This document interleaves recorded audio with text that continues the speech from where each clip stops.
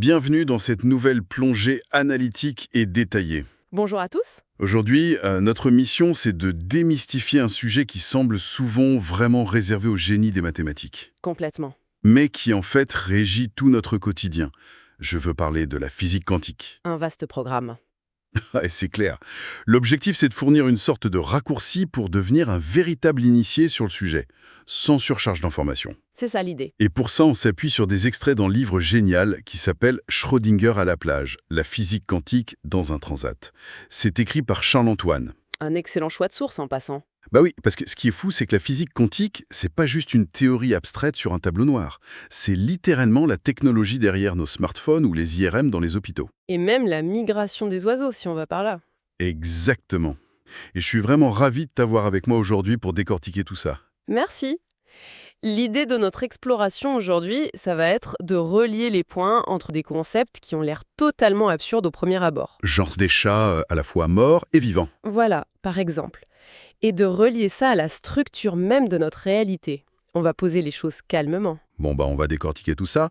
Le livre de Charles-Antoine, il a un mantra. Une phrase clé qu'il faut garder en tête tout le long. Toutes tes vibrations. C'est ça.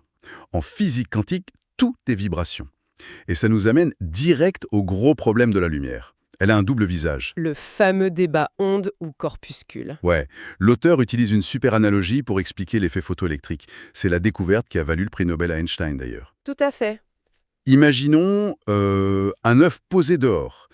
Si une tempête de grêle s'abat sur lui, l'œuf se casse direct sous l'impact. La grêle ici, ça représente l'aspect granulaire de la lumière, les photons.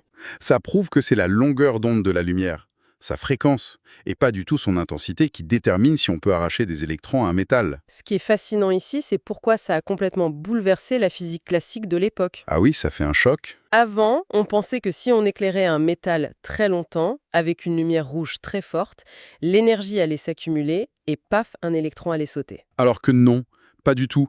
Non, parce que la lumière rouge, c'est comme des balles de ping-pong. Même des millions de balles de ping-pong ne casseront jamais une vitre. Mais un seul grêlon de lumière violette qui a la bonne fréquence, lui, la casse. Exactement. C'est la quantification de l'énergie. Et ça devient encore plus fou quand on regarde l'expérience des fentes de Young. Ah, les fameuses fentes de Young. Si on fait passer de la lumière par deux minuscules fentes, on s'attendrait à voir juste deux bandes de lumière sur le mur derrière. Logique, oui. Mais on voit des franges d'interférence, c'est-à-dire une alternance de bandes très lumineuses et de bandes totalement noires. Donc en gros, en ajoutant de la lumière à de la lumière, on crée de l'obscurité. C'est exactement ça. Une crête d'onde rencontre un creux d'onde et elle s'annule. Ça prouve que l'ombre n'est pas toujours juste l'absence de lumière. Ça peut être deux lumières qui s'annulent mathématiquement. C'est quand même dingue quand on y pense. Et c'est pas juste de la théologie en l'air. Absolument pas.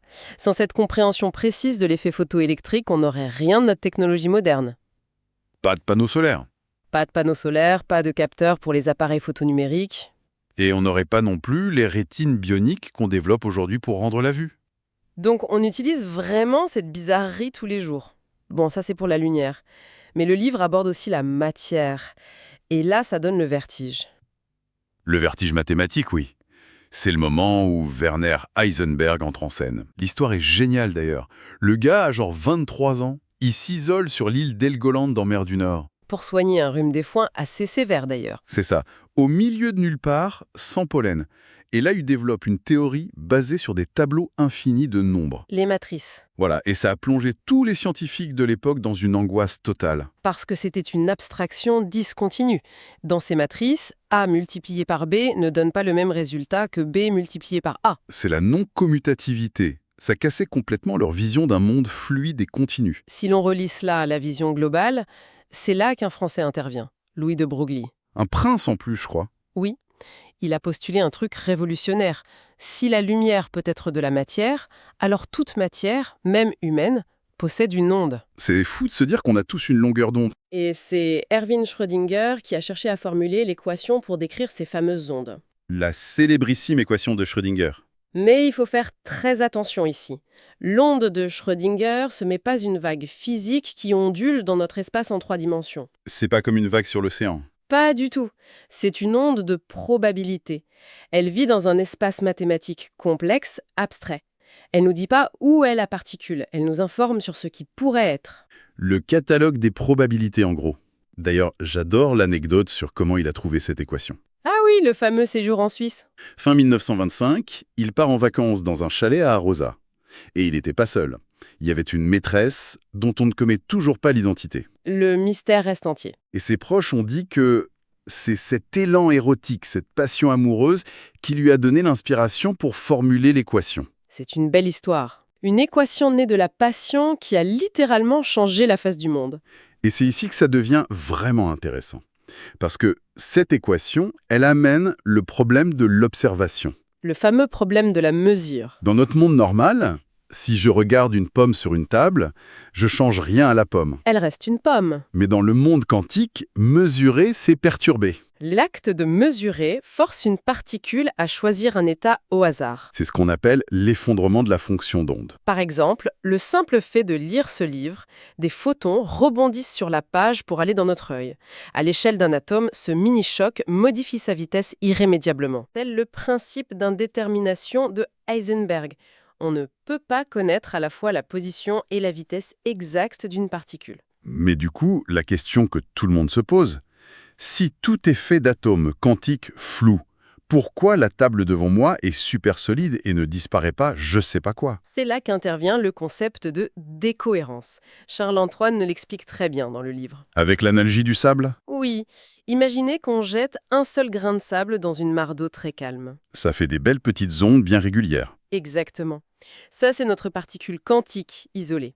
Mais un objet macroscopique, comme un appareil de mesure ou une table, c'est pas un seul grain. C'est une énorme poignée de sable qu'on balance dans l'eau. Et là, que se passe-t-il? Des milliers de vagues s'entrecroisent, se percutent, s'annulent. Ça crée un clapotis totalement chaotique. L'information ondulatoire est noyée. C'est ça la décohérence. Les milliards d'atomes interagissent entre eux et avec l'environnement. Ça brouille le comportement quantique. Et ça donne notre réalité solide. C'est limpide dit comme ça. Mais accrochons-nous, parce que là on aborde l'abolition du temps, la rétrocausalité. L'expérience à choix retardé de John Wheeler. C'est un truc qui me retourne le cerveau à chaque fois. On a dit que si on met un détecteur sur les fentes de Young pour voir par où passe la lumière, ça détruit le motif d'interférence. L'onde redevient une particule classique, oui. Mais Wheeler a dit, et si on décidait de détecter la particule après qu'elle a passé les fentes, mais juste avant qu'elle touche le mur du fond? Et on l'a fait en laboratoire. Et le résultat est ahurissant. Le motif d'interférence disparaît quand même? Oui. C'est comme si l'acte de mesure dans le présent modifiait le comportement de la particule dans le passé. Elle modifie son passé, elle se dit « Oh mince, on me regarde à la fin, donc je vais agir comme une particule depuis le début. » Ça détruit complètement notre conception linéaire du temps. Alors qu'est-ce que tout cela signifie concrètement? On parle souvent d'états superposés. La superposition, c'est la capacité d'exister dans plusieurs états en même temps, tant qu'on n'est pas observé. Le livre utilise l'analogie du train. T'es dans un train à l'arrêt. Le train d'à côté démarre. Et pendant une seconde, tu sais pas si c'est toi qui bouge ou l'autre. Voilà. T'es dans un état superposé de repos et de mouvement dans ta tête. Sauf qu'en quantique, c'est une réalité physique.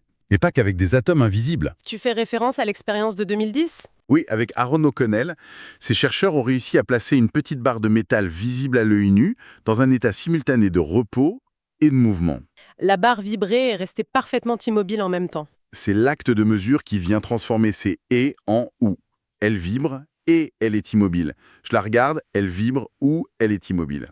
Et c'est exactement cette propriété de superposition qui est le moteur de la révolution informatique qu'on vit aujourd'hui. L'ordinateur quantique. Oui, nos ordinateurs classiques utilisent des bits. C'est soit 0, soit 1. Mais les qubits, eux, ils font les deux. Ils sont dans une superposition de 0 et de 1, ce qui permet de calculer en parallèle sur de multiples états simultanément. Juste pour donner une idée, un ordinateur de seulement 300 qubits. Il pourrait effectuer simultanément plus d'opérations qu'il n'y a d'atomes dans tout l'univers observable. C'est juste inconcevable pour notre cerveau. Mais ça pose un problème majeur de sécurité. Toute notre cryptographie classique, comme le système RSA de nos cartes bancaires, repose sur la difficulté de calculer certains nombres. Et un ordi quantique, lui, il ferait péter ça en 2 secondes. Il testerait toutes les combinaisons en même temps. Fini la sécurité bancaire. Mais paradoxalement, la physique quantique apporte aussi la solution absolue, non violable. La cryptographie quantique, oui, grâce à un principe fondamental, l'impossibilité de cloner un état quantique. Donc si un hacker essaye d'intercepter la clé de sécurité, Le simple fait de l'observer va modifier l'état des photons. La mesure effondre la fonction d'onde. Le destinateur verra tout de suite qu'il y a eu effraction. La sécurité garantie par les lois de l'univers lui-même. C'est fascinant. Mais pour transmettre ça, on a besoin d'un autre phénomène complètement fou. L'intrication. Ah oui, le cauchemar d'Einstein. L'auteur utilise la métaphore des roues quantiques pour éviter de nous ressortir le fameux chat de Schrödinger. C'est une bonne idée. 2 roues intriquées sont connectées hors de l'espace et du temps. Si je garde une roue sur Terre et que j'envoie l'autre sur Mars, Et que tu mesures celle sur Terre. disons qu'elle tourne vers la droite. Instantanément, sans aucun délai, celle sur Mars va tourner dans le sens opposé, vers la gauche. C'est ce qu'Einstein appelait l'action fantôme à distance. Il détestait ça. Il disait que Dieu ne joue pas au dé. Pour lui, il y avait un truc caché dès le départ. Rien ne peut aller plus vite que la lumière. Mais il avait tort. Il avait tort. La non-localité était prouvée notamment par Alain Aspect en France.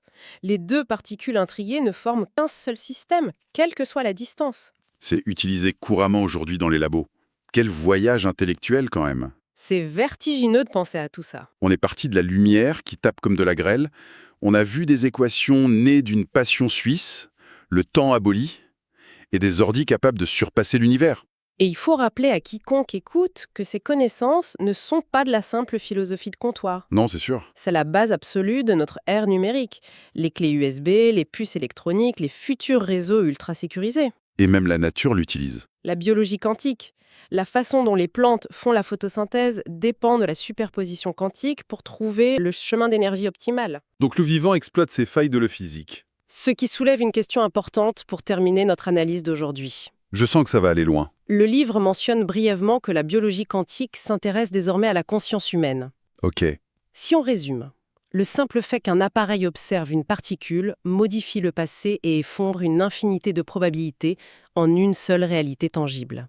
L'effondrement de la fonction d'onde, ouais. Mais l'appareil de mesure lui-même est fait d'atomes quantiques, qui le forcent à s'effondrer lui. Ah. Se pourrait-il que l'exprimant la conscience, à l'instant même où il comprend et perçoit ces signaux, soit lui-même l'instrument de mesure ultime?